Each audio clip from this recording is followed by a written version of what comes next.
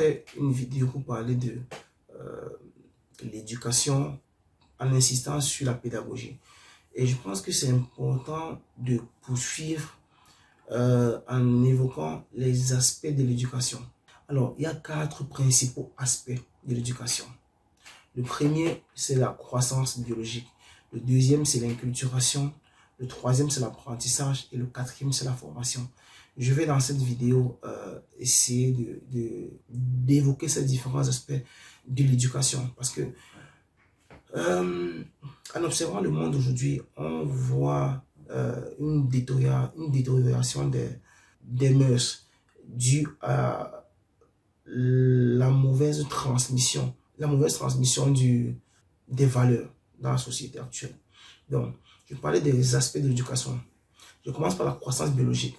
C'est quoi la croissance biologique? La croissance biologique concerne le développement de l'organisme et de ses potentialités. Les rythmes et les formes de ce développement sont universels. Et cela constitue à la fois le point de départ et une condition de l'action éducative. Disons que tout ceci englobe le corps et l'esprit qui, disons, mûrissent selon les rythmes et les modalités étudiées par la médecine, la biologie, l'anthropologie physique et même la psychopédagogie. Ça, c'est en ce qui concerne la croissance biologique. Si on passe à l'inculturation, alors, disons que c'est un phénomène qui favorise la socialisation de l'individu par l'assimilation de comportements, de croyances pratiques, de préjugés qui donnent à l'individu au sujet une vision de lui-même, de son environnement, de référence et du monde en même temps. Le processus se fait par l'exemple et l'habitude, qui sont tous les deux liés à la culture, au peuple, à l'époque dans laquelle le sujet vit. Si je passe à l'apprentissage. L'apprentissage, c'est qui est le troisième aspect.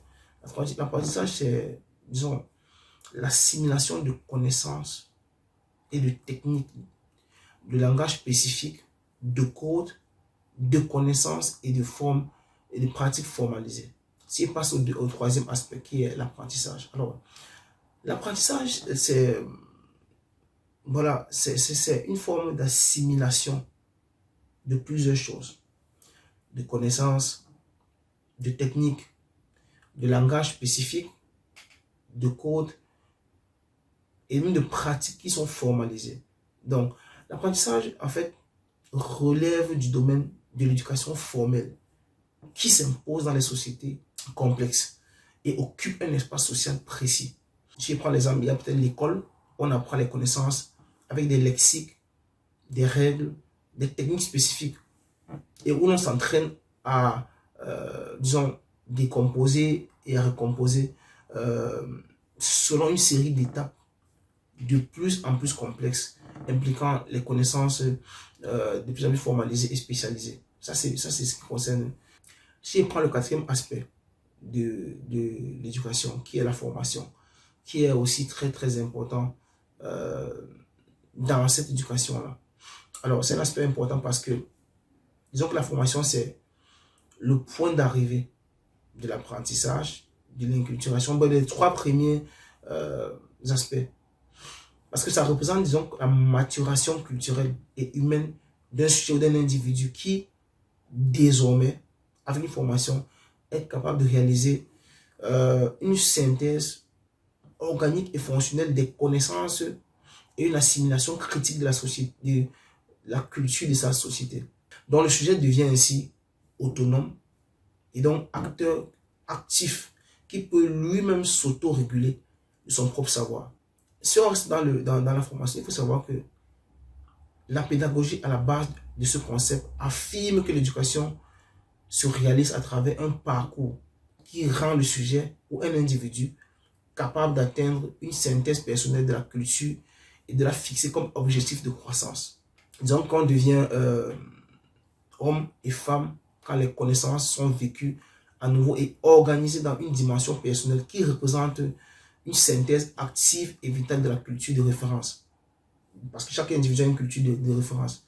Donc, pour finir, que ces 4 processus, que je répète, la croissance biologique, l'inculturation, l'apprentissage et la formation, tous intégrés et coexistants, structurent de façon ordonnée la notion d'éducation, qui se propose donc comme un concept qui est, ma foi, complexe, dans lequel il y a plusieurs éléments à la fois individuels et sociaux qui s'entrelacent.